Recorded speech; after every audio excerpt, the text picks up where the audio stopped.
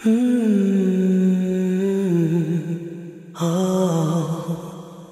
Media Productions.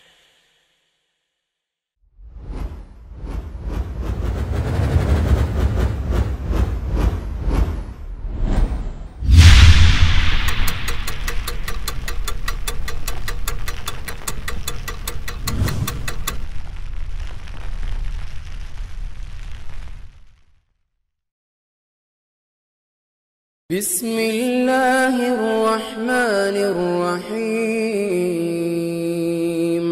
والعصر إن الإنسان لفي خسر إلا الذين آمنوا وعملوا الصالحات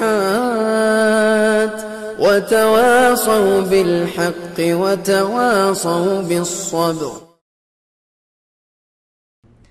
The first thing we're going to talk about today is the fact that this is one of the surahs that belongs to a score of surahs that begin with oaths. And the rough translation, if I was to say, Wal Asr, I swear by time. It's a very coarse translation, but still, the point that's coming across is Allah Himself is taking an oath. He's swearing by something. What's the benefit of Allah Azza wa Jalla swearing? There are a few.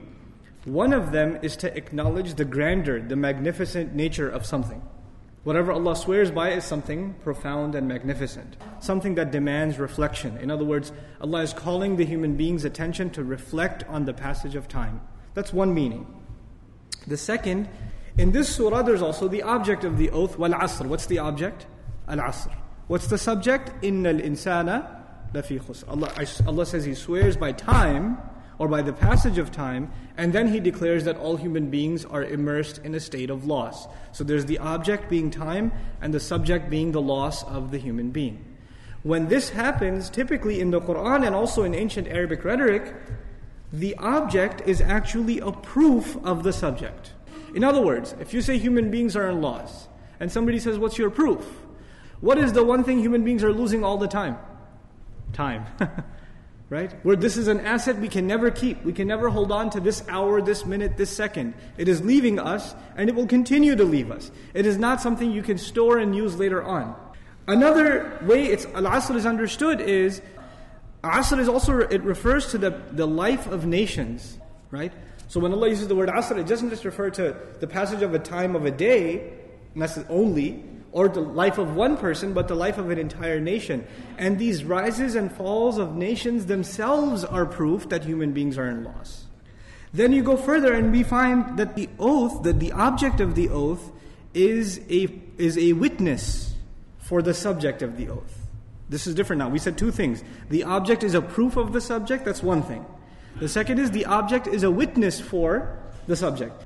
In other words, how we understand that now in Surah Al-Asr is Allah is bringing time as a witness to something. What is time supposed to witness? That no doubt human beings are immersed in loss. What does that mean?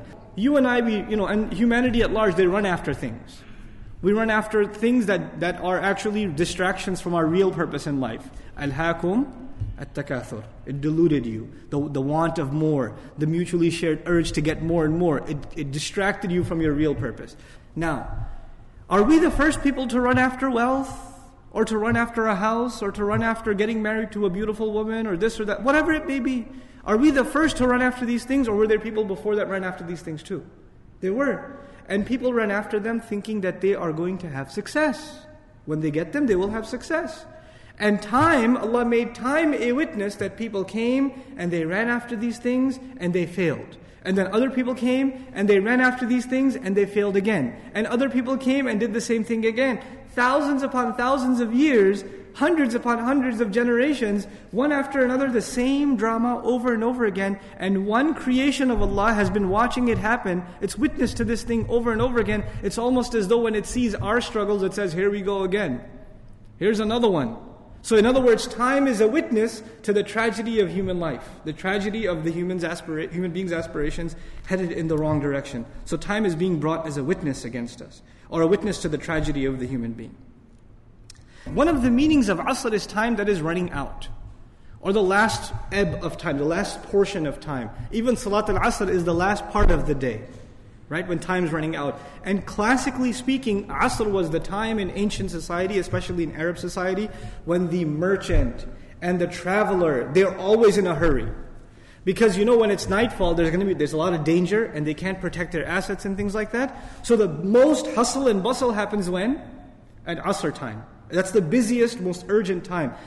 In other words, the next lesson we're learning here in this surah as we go on is, whatever Allah has to say, the time for you and me to react is not a lot of time. We need to act quickly because the dawn of our life has set upon us. That's being captured in just the words Al-Asr. So this last benefit of this oath is a sense of urgency.